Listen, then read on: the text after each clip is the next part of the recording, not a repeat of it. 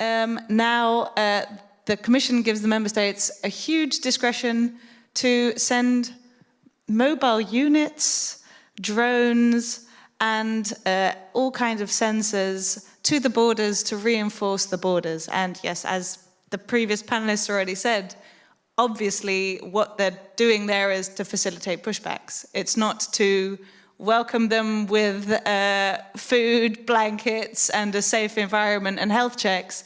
It's to make sure they don't cross the border. Drones and automated recognition tools are used to surveil extended border areas, deterring arrivals and enabling pushbacks.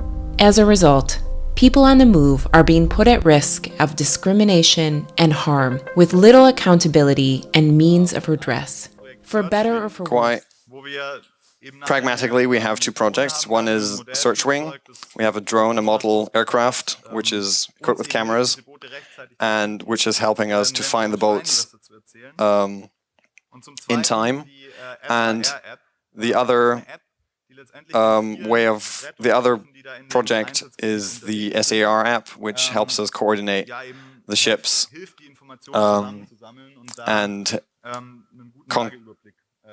gathers all the information needed to assess the situation.